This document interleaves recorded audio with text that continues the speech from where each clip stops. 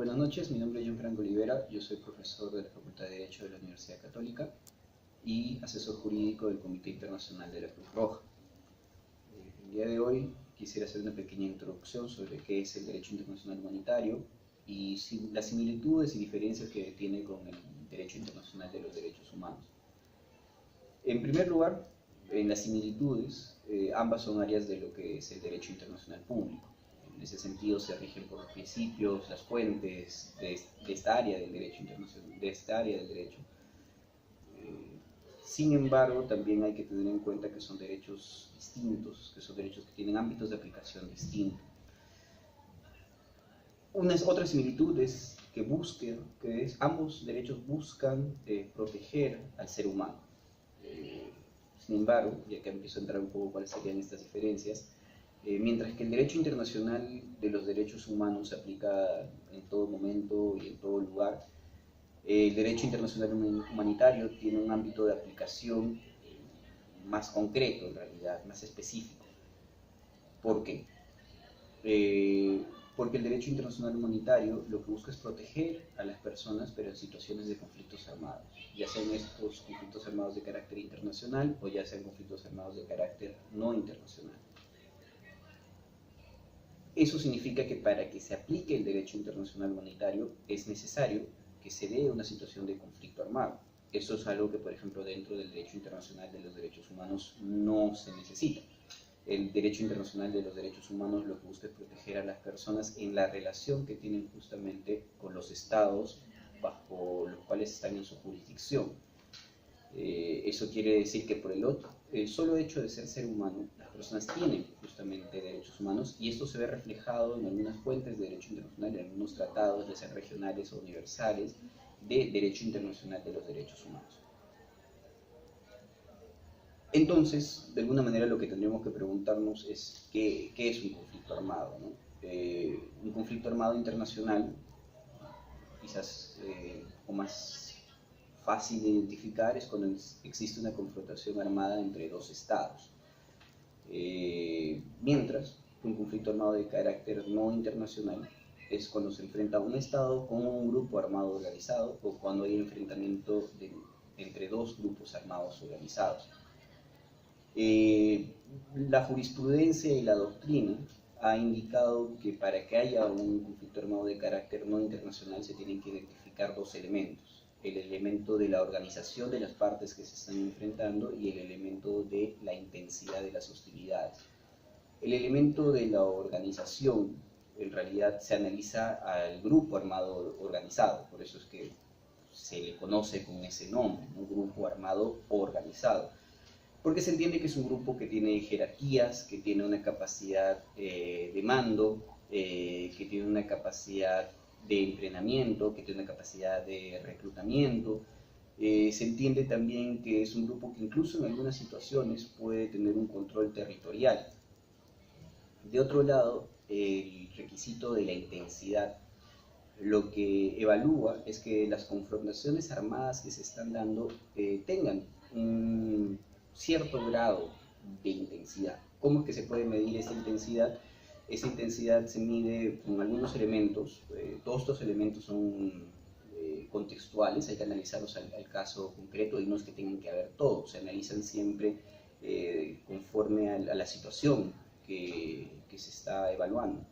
Entonces, en ese sentido, lo que vendría a ser la intensidad pueden ser los números de muertos, los números de heridos, las afectaciones que pueden haber a civiles, como por ejemplo desplazamientos, puede haber también afectaciones a bienes civiles, de alguna manera el tiempo, la prolongación de los enfrentamientos, pero también la reincidencia que se puede dar en esos enfrentamientos. Nuevamente, no hay un límite establecido, un conflicto armado es a partir de tanto o dura tanto. En realidad, nuevamente va a depender de cada situación y los enfrentamientos también en algunas situaciones pueden ser diarios o más de una vez al día, o en otras ocasiones pueden darse algunas veces al mes. Entonces va a variar porque también hay conflictos de mayor y de menor intensidad. Entonces, una vez que nosotros tenemos calificado una situación de un conflicto armado, es cuando nosotros podemos decir que se aplica el derecho internacional humanitario. El derecho internacional humanitario tiene otra particularidad en relación con los derechos humanos. Como mencioné, el derecho internacional de los derechos humanos está pensado especialmente, y digo especialmente porque hay tendencias que buscan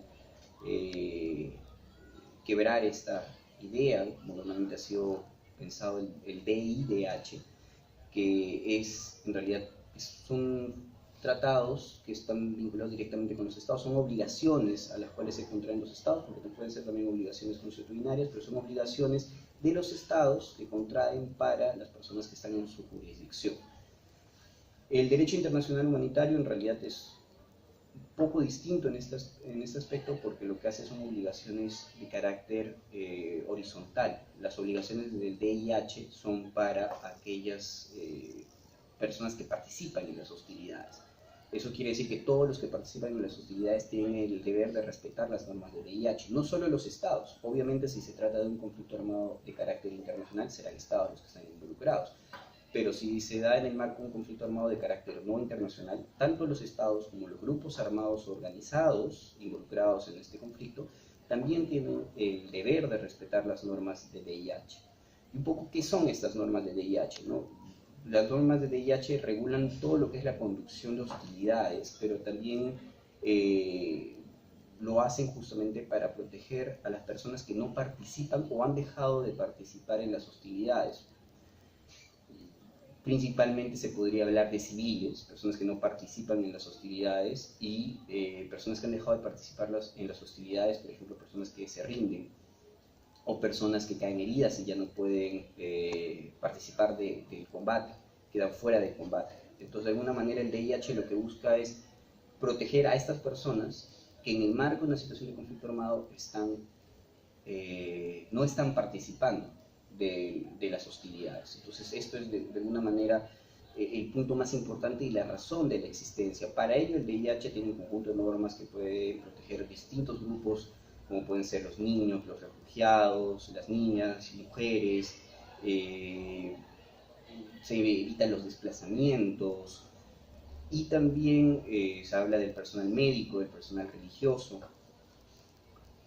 Además, también limita algunos medios y métodos de combate, ¿no? Eso quiere decir que el DIH limita, por ejemplo, el uso de determinadas armas y también de determinadas estrategias en el marco de conflictos armados, ¿no? Armas que por sus características no respetan los principios del DIH, como por ejemplo minas antipersonales que no pueden distinguir entre quienes las activan, o métodos de combate como por ejemplo la orden de no dar cuartel, que eso significa que que no pueden haber sobrevivientes. Entonces, en caso de que haya heridos o rendidos, no se respetaría su condición como personas protegidas. Entonces, ese por ejemplo es un método también prohibido. Entonces, esos, digamos, son dos diferencias que estamos viendo entre el DIH y el DIDH, el ámbito de aplicación, y los otros también a quienes comprenden en lo que es su de alguna manera quienes están vinculando, ¿no? En un caso solo los estados, en el otro caso los estados y a todos los que participan en las hostilidades. Y digamos de alguna manera la tercera diferencia, dentro de muchas otras similitudes, diferencias que podemos encontrar, pero otra tercera diferencia clásica está en que en el marco del DIH ya es un conjunto de normas que ya es el mínimo que debe respetarse en una situación de conflicto armado. Eso quiere decir que no admite restricciones, no admite suspensiones. De otro lado, el derecho internacional de los derechos humanos, que se aplica en toda situación, en todo lugar, en algunas situaciones puede permitir que haya algunas restricciones o algunas suspensiones de derechos. Entonces, esas es, digamos, algunas de las tres diferencias. Hay situaciones en las cuales el DIH y el DIDH actúan de manera conjunta. El DIH a veces en el marco de un conflicto armado como lex specialis, pero siempre se tienen que entender como normas complementarias, que son normas que buscan proteger los derechos de las personas en distintos contextos, pero incluso en un mismo contexto de conflicto armado también pueden protegerlo de manera conjunta, de manera complementaria, aunque es cierto que en el marco de un conflicto armado el DIH será la norma especial a ejecutar digamos, en algunos temas como puede ser conducción de hostilidades. Otros temas de complementariedad son las personas privadas de libertad en situaciones de conflictos armados. Entonces son ramas importantes, son ramas que hay que promover porque justamente lo que buscan es la protección de las personas y en esa particularidad son obligaciones que los estados y toda la comunidad internacional siempre tiene que velar por su cumplimiento.